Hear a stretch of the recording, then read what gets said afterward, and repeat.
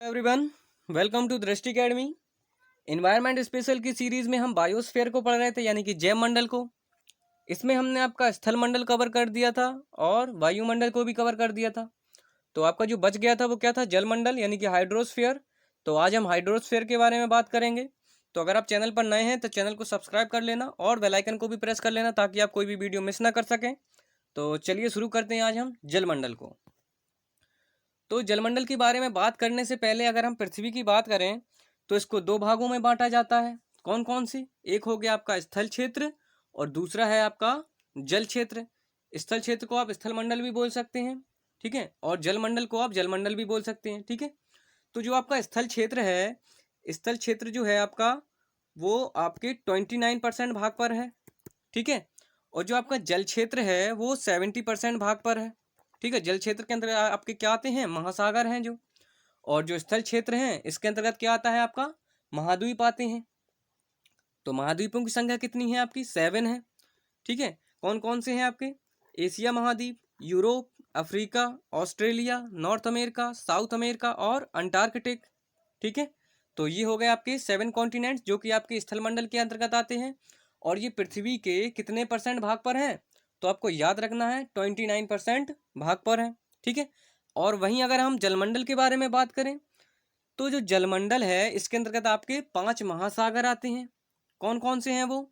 Pacific ocean है, यानी कि प्रशांत महासागर, आर्कटिक महासागर, हिंद महासागर, अटलांटिक महासागर और अंटार्कटिक महासागर। इसको हम सदर्न ओशियन भी बोलते हैं क्योंकि दक्षिण में स्थित है, ठीक है।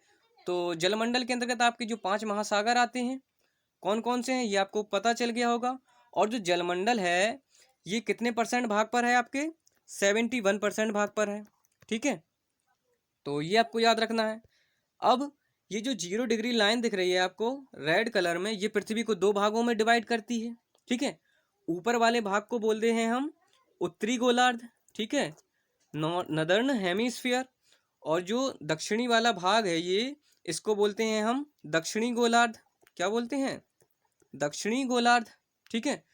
तो जो उत्तरी गोलार्ध की अगर हम पहले बात करें तो उत्तरी गोलार्ध में जो स्थल क्षेत्र है वो उत्तरी गोलार्ध का 60% जो भाग है इस पर आपका स्थल है, ठीक है।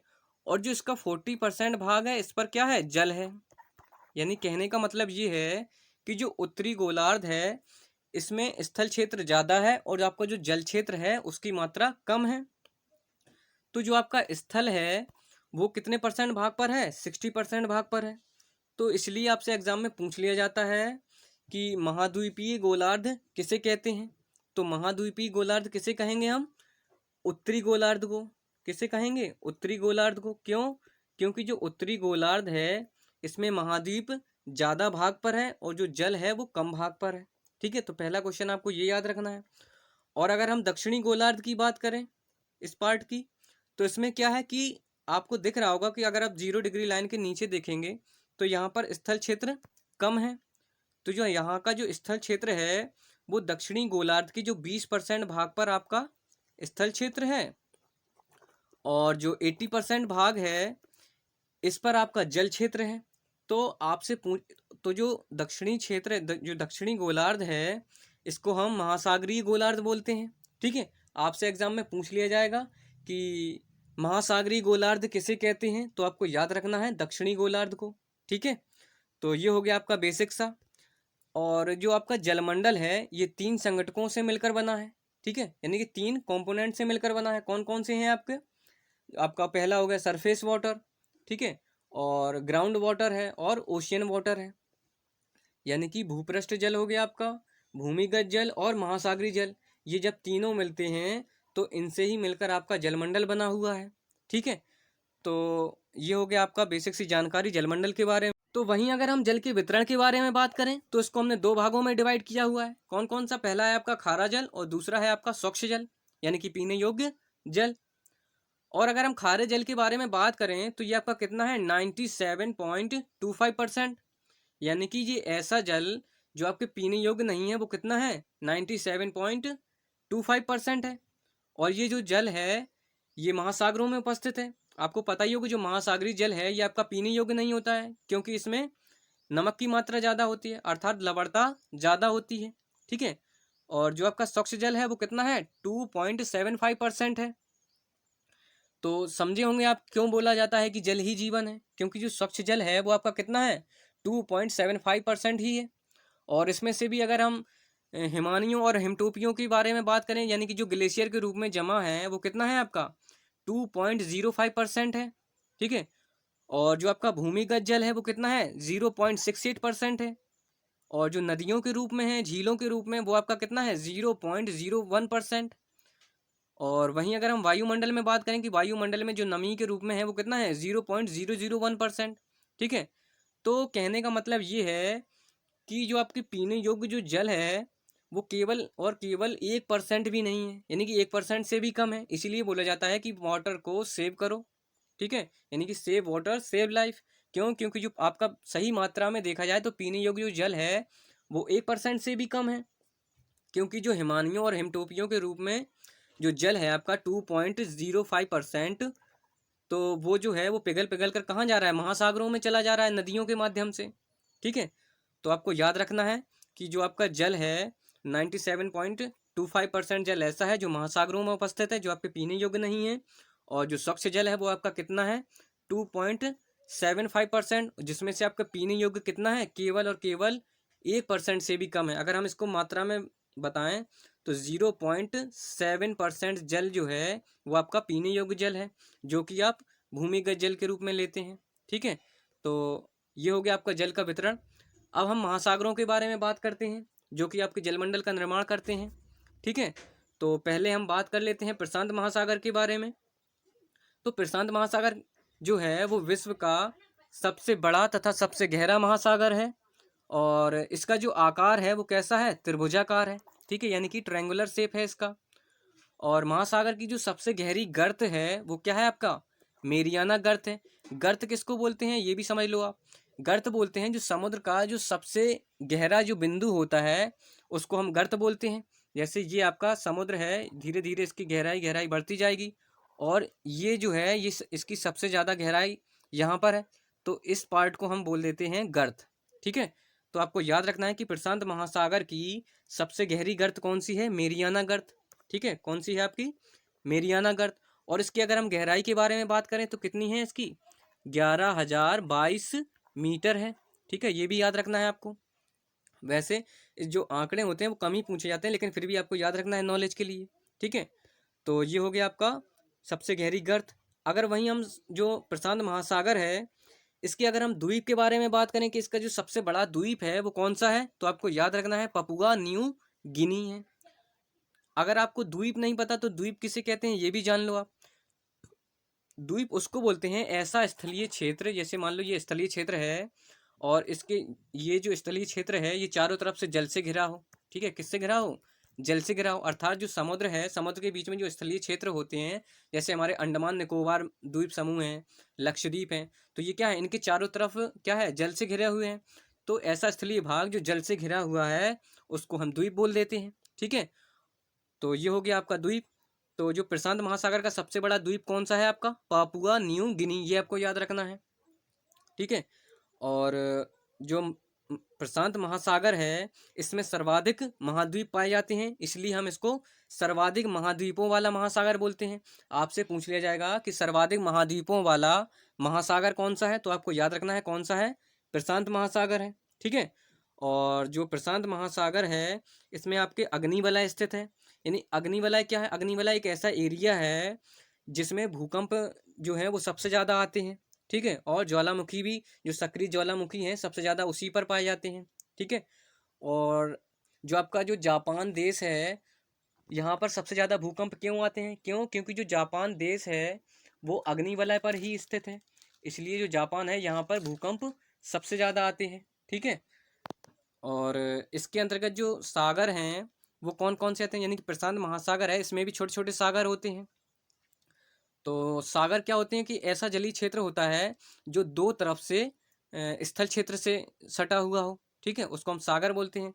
तो प्रशांत महासागर के अंतर्गत छोटे छोटे सागर भी आते हैं, ये आपको याद रखना है, एग्जाम में पूछ लिया जाता है कि ओखोत्स्क ओखोटस्क जो सागर है वो किस महासागर के अंतर्गत आता है, तो आपको याद रखना है प्रशांत महासागर के अंतर्गत। इसी तरह है आपका जापान सागर, पीला सागर, चीन सागर, बेरिंग सागर, अराफुरा सागर, तस्मान सागर और कोरल सागर हो गया आपका। ठीक है, अगर हम इसको मैप में आपको बताएं तो यहाँ पर आपका हो जाएगा, कहाँ है आपका प्रशांत महासागर, यहाँ पर है आपका बेरिंग सी। ठीक है, यहाँ पर है आपका बेरिंग सी हो गया। ठीक है, और यहाँ पर है आपका ये वाला जो एरिया है, ये है आपका ओखोतस्क सागर। ठीक है, और ये जो कंट्री, ये जो आइलैंड दिख रहा है, ये आपका जापान है। ठीक है, तो यहाँ पर ये जो जापान के पास है वो जापान सागर हो गया। ठीक है, और जापान सागर के नीचे ही है आपका येलो सी, ये आपका येलो सी हो गया। ठीक है, और ये आपको पता है ये चाइना का बॉर्डर है, तो इसलिए यहाँ पर जो महासागर है ये वाला, इसको हमने चीन सागर बोल दिया है। ठीक है, और आपको ये हो गया आपका ऑस्ट्रेलिया। तो ऑस्ट्रेलिया के जो ऊपर है ये, इसको बोलते हैं हम अराफुरा सी, यानी कि अराफुरा सागर। ठीक है, और यहाँ पर है आपका कोरल सागर। ठीक है, कोरल सागर में ही आपने सुना होगा ग्रेट बैरियर रीफ, जो विश्व की सबसे बड़ी प्रवाल भित्ति है, वो आपकी कहाँ है, ऑस्ट्रेलिया के पास है। आपसे ये भी पूछ लिया जाता है कि प्रवाल भित्ति जो है विश्व की सबसे बड़ी ग्रेट बैरियर रीफ, वो किस महासागर में है, तो आपको याद रखना है प्रशांत महासागर में। और वो पूछ ले कि किस सागर में है, तो आपको याद रखना है कोरल सागर में है। ठीक है, और कोरल के सागर हो गया ये आपका। और ऑस्ट्रेलिया के यहाँ पर नीचे है आपका तस्मान सागर। ठीक है, तो ये हो गए आपके सागर। ये आपको याद रखना है कि जो प्रशांत महासागर है, इसमें कौन कौन से सागर पाए जाते हैं। ओखोतस्क सागर हो गया आपका। ठीक है, जापान सागर है, पीला सागर, चीन सागर, बेरिंग सागर, अराफुरा सागर, तस्मान सागर और कोरल सागर। ठीक है, तो ये आपको पता चल गया होगा मैप में। अब अगर हम हाँ, ये वाला भी देख लो जरा आप, ये क्या है, रिंग ऑफ फायर है। कहाँ पर है, ये जो आपको ऑरेंज कलर की जो वलय सी दिख रही है, ये क्या है, रिंग ऑफ फायर, यानी कि अग्नि वलय है। ये वही एरिया है जहाँ पर सबसे ज़्यादा भूकंप आते हैं और सबसे ज़्यादा सक्रिय ज्वालामुखी हैं। ठीक है, तो यहाँ पर ये जो आपका जापान दिख रहा है, ये तो जापान जो है वो इसी अग्नि वलय पर स्थित है, इसलिए यहाँ पर सबसे ज़्यादा भूकंप आते हैं। ठीक है, तो ये हो गया आपका प्रशांत महासागर। अब हम बात करते हैं अटलांटिक महासागर की। तो अटलांटिक महासागर जो है विश्व का दूसरा सबसे बड़ा तथा दूसरा सबसे गहरा महासागर है। ठीक है, ये पॉइंट याद रखना है। आपसे पूछ लेगा कि विश्व का दूसरा सबसे बड़ा तथा दूसरा सबसे गहरा महासागर कौन सा है, अटलांटिक महासागर है। ठीक है, अगर इसके हम आकृति के बारे में बात करें तो इसका जो आकार है वो कैसा है, इंग्लिश के जो लेटर है एस, इसके आकार का है। ठीक है, और जो प्रशांत महासागर था उसका आकार कैसा था आपका, त्रिभुजाकार था। और जो अटलांटिक महासागर है इसका शेप कैसा है, एस के जैसा है। ठीक है, और अटलांटिक महासागर की जो सबसे गहरी गर्त है वो क्या है, प्यूटो रिको। ठीक है, प्यूटो रिको है। और गर्त आपको बता ही चुके हैं क्या किसे बोलते हैं। ठीक है, और जो अटलांटिक महासागर का सबसे बड़ा द्वीप जो है वो क्या है, ग्रीनलैंड है। क्या है, ग्रीनलैंड है। और ये जो ग्रीन है, ये अटलांटिक महासागर का सबसे बड़ा द्वीप तो है ही, साथ में ये विश्व का सबसे बड़ा द्वीप है। ठीक है, द्वीप आपको बता ही चुके हैं कि ऐसा स्थलीय क्षेत्र जिसे जल चारों तरफ से घेरे हुए हैं। ठीक है, और इसमें कौन कौन से सागर आते हैं, आपका कैरेबियन सागर है, भूमध्य सागर है, मैक्सिको की खाड़ी है, कैलिफोर्निया की खाड़ी और पनामा की खाड़ी है। तो इसको हम चलिए मैप पर और देख लेते हैं एक बार। ठीक है, जिससे आपको क्लियर हो जाएगा। तो मैप में देखें तो ये हो गया आपका अटलांटिक महासागर। तो इसकी अगर हम आकृति के बारे में बात करें तो इसकी कैसी है, एस के शेप की है। ये देखो एस का, एस जैसा शेप बन रहा है। ठीक है, और ये है आपका ग्रीनलैंड। ये जो आइलैंड है ये आपका क्या है, ग्रीनलैंड है। ये विश्व का सबसे बड़ा आइलैंड है और अटलांटिक महासागर का भी सबसे बड़ा आइलैंड है। ठीक है, और वहीं अगर हम इसके सागरों की बात करें तो ये दिख रही है आपको, ये है आपकी मैक्सिको की खाड़ी। ठीक है, खाड़ी किसको बोलते हैं, खाड़ी उसको बोलते हैं जैसे कोई स्थलीय क्षेत्र है उसके अंदर जो जल घुसा हुआ होता है। जैसे ये क्या है, ये स्थल क्षेत्र है और जो जल है वो उसके अंदर घुसा हुआ है, तो उसको हम खाड़ी बोल देते हैं। तो ये हो गई आपकी मैक्सिको की खाड़ी। ठीक है, और ये है आपकी पनामा की खाड़ी यहाँ पर। और ये जो है वो है गल्फ ऑफ कैलिफोर्निया। ठीक है, यहाँ पर जो पनामा की खाड़ी है यहीं पर आपकी पनामा कैनाल है। ठीक है, ये भी याद रखना है आपको। और क्या बताना है आपको, और बस इतना काफ़ी है। ठीक है, तो अब हम नेक्स्ट महासागर के बारे में बात कर लेते हैं। अटलांटिक महासागर हो गया। अब हिंद महासागर के बारे में अगर हम बात करें तो ये विश्व का तीसरा सबसे बड़ा तथा तीसरा सबसे गहरा महासागर है। ठीक है, तो अगला पॉइंट क्या है इसका, इसकी जो आकृति है वो कैसी है, एम के शेप की है और वी के आकार की है। यानी इसके महासागर की जो आकृति है वो एम की भी है और वी शेप की भी दिखती है। ठीक है, और इसकी जो सबसे गहरी गर्त है वो क्या है, सुंडा गर्त है। ठीक है, और इसका जो सबसे बड़ा द्वीप है वो क्या है, मेडागास्कर है। और इसमें कौन कौन से सागर हैं, अरब सागर, बंगाल की खाड़ी और अंडमान सागर है। ठीक है, और जो हिंद महासागर है इसमें एक पॉइंट आपको और याद रखना है कि जो हिंद महासागर है ये केवल और केवल एकमात्र ऐसा महासागर है जिसका नाम किसी देश के नाम पर रखा गया है।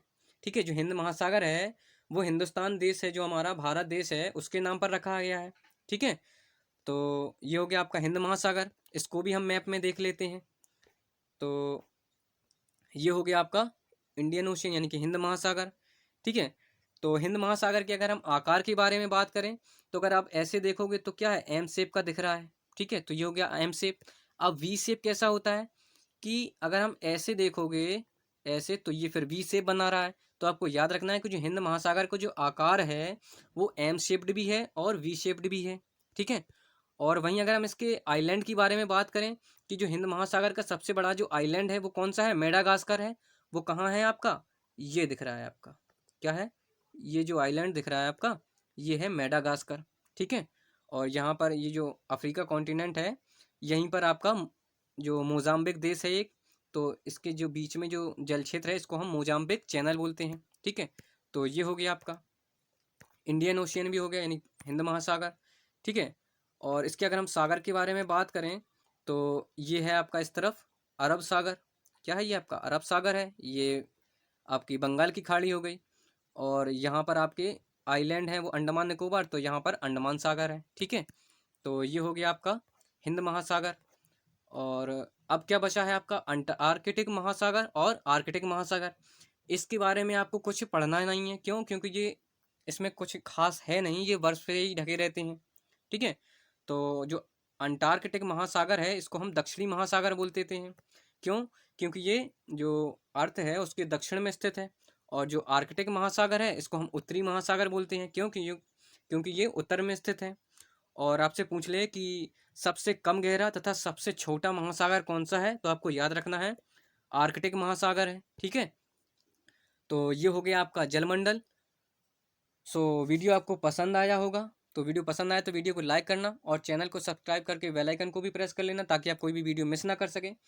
और प्लीज़ अपने दोस्तों में शेयर ज़रूर करें ताकि चैनल को भी थोड़ा सपोर्ट मिले। So thank you so much, bye bye.